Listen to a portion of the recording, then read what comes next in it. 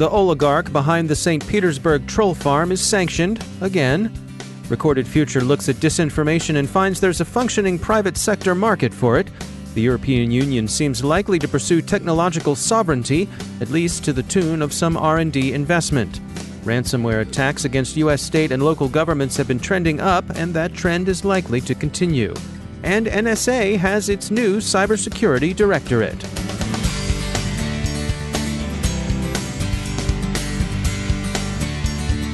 And now a word from our sponsor, Observit. The greatest threat to businesses today isn't the outsider trying to get in, it's the people you trust, the ones who already have the keys. Your employees, contractors, and privileged users. 60% of online attacks are carried out by insiders. To stop these insider threats, you need to see what users are doing before an incident occurs. Observit enables security teams to detect risky user activity, investigate incidents in minutes, and effectively respond. With Observit, you know the whole story. Get your free trial at observit.com/cyberwire. That's observe, the letter I, the letter T.com/cyberwire. And we thank Observit for sponsoring our show.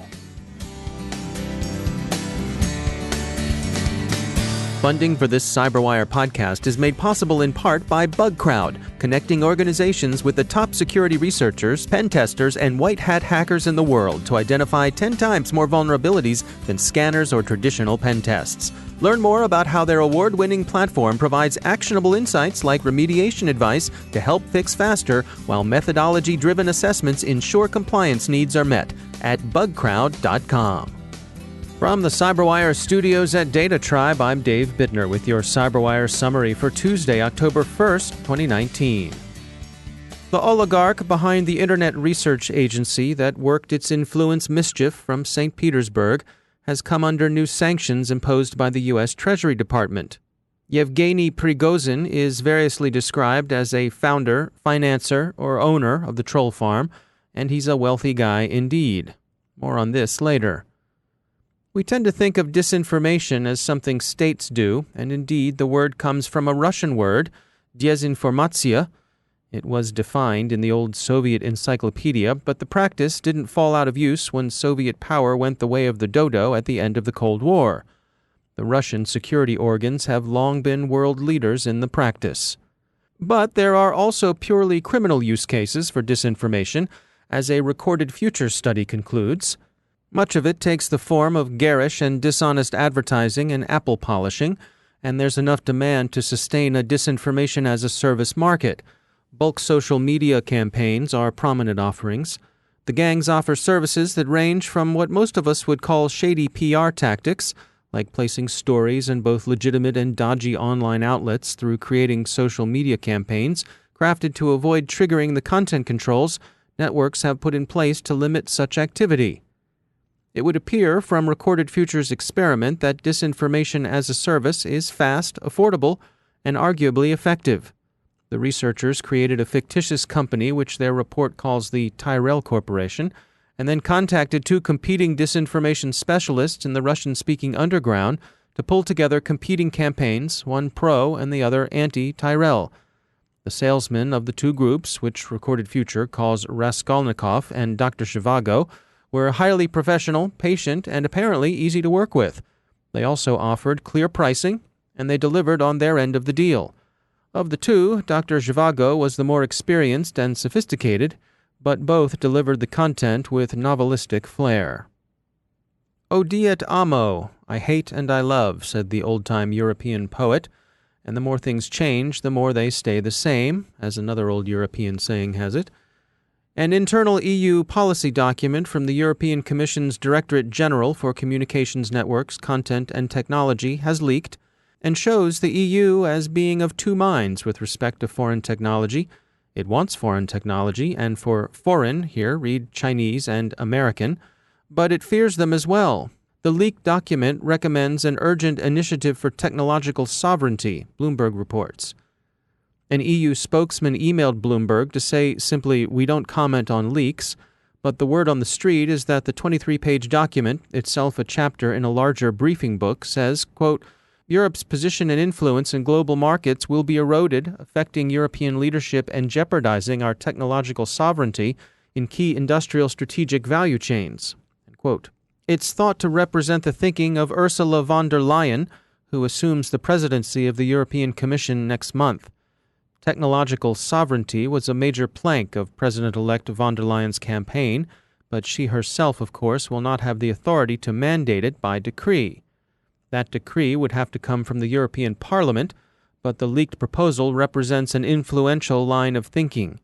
Two companies particularly mentioned in dispatches are Apple and Huawei, and the prescription for making Europe great again is, for the most part, greater investment in R&D. Among the many observations on trends out today is one from Emsisoft. More than 600 government entities in the U.S., mostly state and local organizations, have been hit with ransomware this year, and Emsisoft thinks it's going to get worse. Politico grouses that legislators are either out of ideas or indisposed to act, and a HelpNet security op-ed argues for collective defense as local government's best option.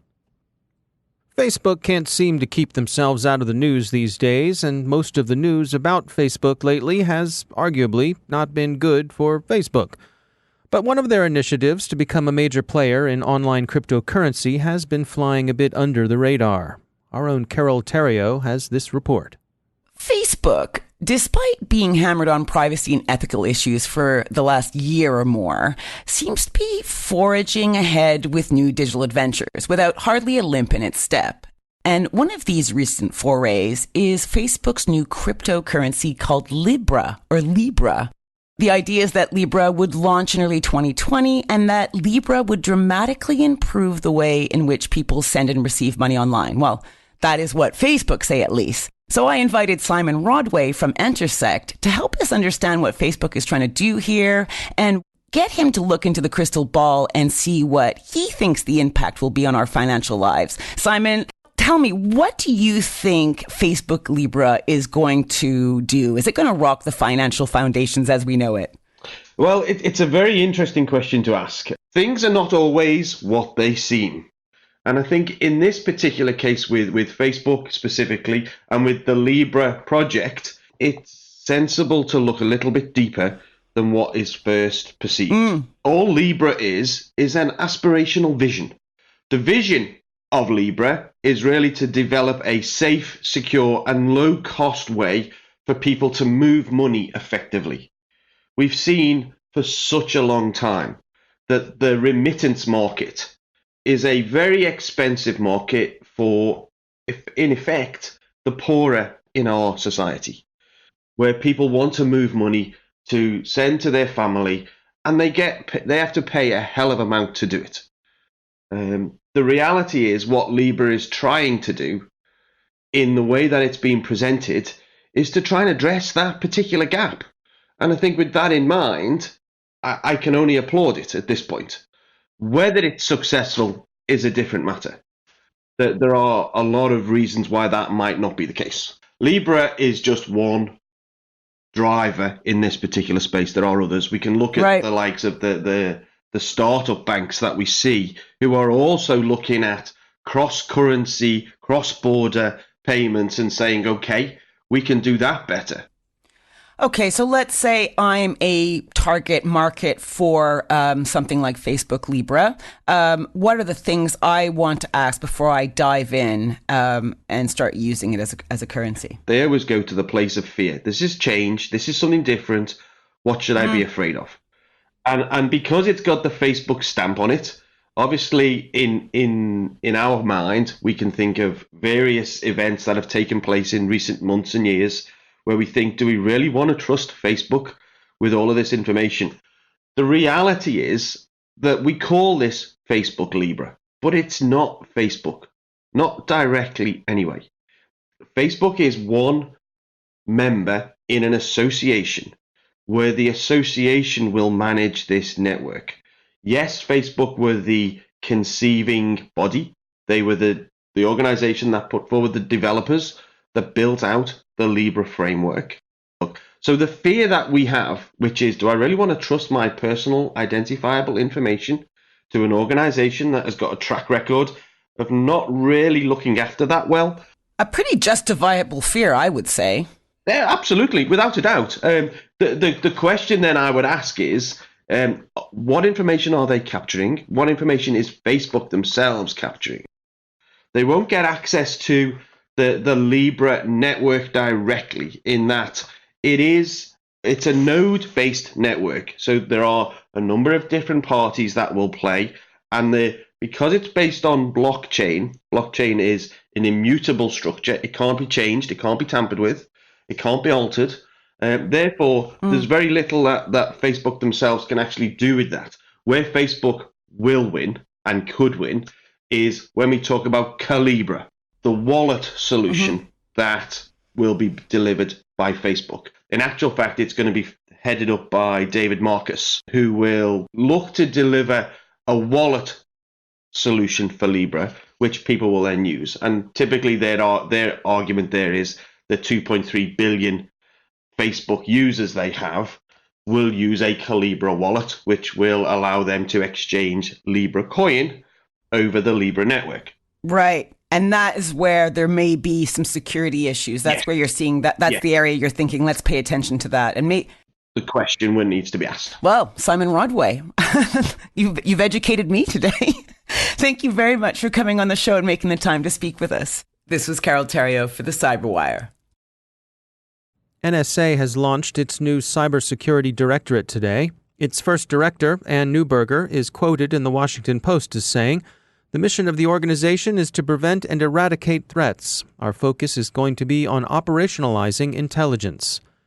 So welcome to the world, Cybersecurity Directorate, and may you get off to a good start. We return for a moment to the case of the sanctioned oligarch. As we mentioned earlier, he's been sanctioned before. What's left to sanction, one might wonder?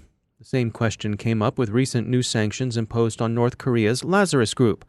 At some point, aren't you just chasing your tail? Not necessarily, and if you look at the details of the sanctions, you can see the point. Yevgeny Prigozhin has indeed been sanctioned before, but this time his yachts and private jets are specifically named. He may find it difficult to ride them into non-Russian ports of call, Fifth Domain notes. No place to buy diesel, no landing rights, and so on. Thinking of dropping anchor and calling the harbor master at Barcelona or Port Adriano? Well, perhaps it's no longer such a good idea. Or maybe you're in the Black Sea, say dropping hook at Novorossiysk. Like it's not St. Tropez, but there's a wine tour open to the public, and maybe you could visit the monument to the sailors' wives, enjoy some oysters, things like that. Or maybe you're up in the White Sea, where you could take a peek at the Bielomorsk Museum of Local Lore. That's tough to beat. The point of this is not to make fun of Russian local attractions, and we Americans have no call to throw stones through our own glass house of roadside attractions, like the world's largest ball of string or Ripley's Believe It or Not. The point is that owners of mega yachts and private jets want to strut their stuff on a fashionable stage. Consider this. If you're bombing around the U.S. eastern seaboard in your nicely loaded Gulfstream, you want to be able to touch down at JFK and disport yourself on Park Avenue, or maybe even land at Palm Beach International and then chill at Mar-a-Lago. You don't want to be confined to landing at Teterboro and hoping they've got some soft-shell crabs at Tracy's 9 Mile house on the Hackensack River. But Mr. Prigozhin is now confined to the Eurasian equivalent of just that. We're fans of Teterboro and South Hackensack, but trust us, nice as they can be, they're not places you go to be seen on the red carpet. Maybe you think that's punishment enough, but think further. Yachts and jets are standing temptations, specifically to pride, envy, and avarice. They can gnaw at you. Suppose the itch gets so great that you decide you've just got to sail your yacht into a nice place, maybe like the misleadingly named Mosquito Creek Marina on the Esplanade in North Vancouver. Step ashore incautiously and blammo, extradition, here we come. And that is why the feds aren't just chasing their tails. And now a word from our sponsor, Edwards Performance Solutions. It's commonly accepted that cybersecurity is a business risk, not an IT problem. What may not be as commonly accepted is that cybersecurity needs to be an integral part of every business strategy, and that cybersecurity can actually be an asset to your business. Achieving this outcome is a journey. The journey starts with an understanding of what information is important to the business, what business processes generate, use, store, or transmit that information, and what are the rules and regulations impacting the information. The next part of the journey is understanding the risks to the business and those information assets, followed closely by establishing a governance structure to manage those business risks. This includes managing the risk to your supply chain. The journey is not an easy one and is fraught with roadblocks and obstacles. You may need a guide. Edwards Performance Solutions is ready to be your guide in this journey. Please visit their website, edwps.com, to learn more. That's edwps.com. And we thank Edwards Performance Solutions for sponsoring our show.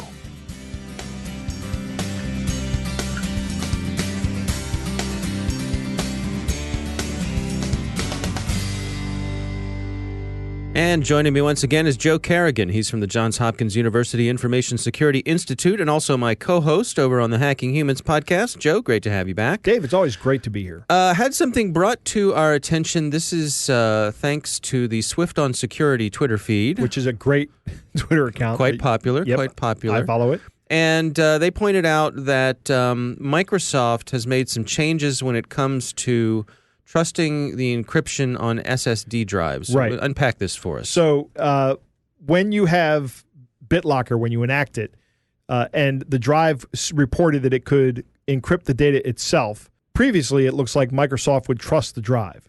Right. And say, okay, we'll let you handle the encryption. So the hard drive itself had the capability built in Right. to encrypt the data on the hard drive. Right. Well, Microsoft has found that's not always the case, that a lot of times there's quality issues with that. There's an article in here that Swift on Security links to that points to Samsung devices. Right. They had issues with firmware and I think hard-coded passwords. Right. Things It like was that. hard-coded keys, I think, was Yep. what the issue was. Yep. What's happening here is now Microsoft is saying, all right, manufacturers, we just don't trust you anymore, and we want to keep our users safe, so we are going to use CPU-based encryption to encrypt the data on the hard drive. It's a shame that Microsoft has to do this, but I think that Microsoft has to do this, right? Right. It should be the case, rather, that Microsoft doesn't have to do this, and that these drives actually properly encrypt the data so that when the data is stolen by physically stealing a laptop, which happens frequently, Yeah. right, that data is protected while it's at rest. Right. Somebody can't take the hard drive out, Right. hose it up to another machine, and say, suck the data off of it. pull the data off of it. Yep. Now, I suppose part of this is the CPUs themselves have gotten to the point where this isn't any sort of big impediment for them to be able to do a high level of encryption on the fly. It's not really going to slow things down anymore. Right. And once they start using a symmetric encryption algorithm, that's pretty fast. It's not a slow algorithm. So they're taking this out of the hands of the hard drive manufacturers. Right. Saying, okay, we're not sure we can trust them, but you can trust us. Correct. We know Microsoft is saying we know we can trust us. Right. Right. Should we trust them? I think we can. I think Microsoft's doing a lot better job in security than they did, say, 15 years ago. I think they've really woken up and smelled the coffee. I think they did that a long time ago, I should say. It would be better to have this encryption at the hardware level, right? And it would be faster and better all around. But if you can't be certain of the vendor's implementation of it, this is Microsoft doing what any good company would do. Microsoft, you got to remember, they don't have the advantage that Apple has. They don't control any of the hardware on the computers that run their operating system. So they have to do this. Apple can say that hard drive's not going into our computer, but Microsoft cannot say that. Yeah, it's an interesting point because Apple has, I believe they call it the T2 chip, which comes on some of their newer systems, and one of its jobs is to take care of on-the-fly encryption. Right. Is it a trusted platform module? I believe so, okay. Yeah. So like you say, but Apple knows they have the hardware and the software. Microsoft has to be able to run anywhere. That's correct. Yeah. Yeah. It's a big difference. All right. Well, Joe Kerrigan, thanks for joining us. My pleasure, Dave.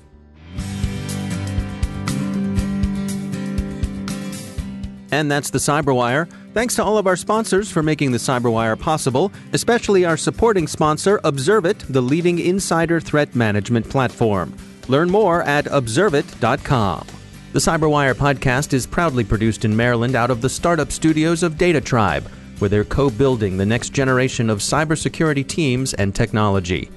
Our amazing CyberWire team is Stefan Vaziri, Kelsey Bond, Tim Nodar, Joe Kerrigan, Carol Terrio, Nick Valecki, Bennett Moe, Chris Russell, John Petrick, Jennifer Iben, Peter Kilpie, and I'm Dave Bittner.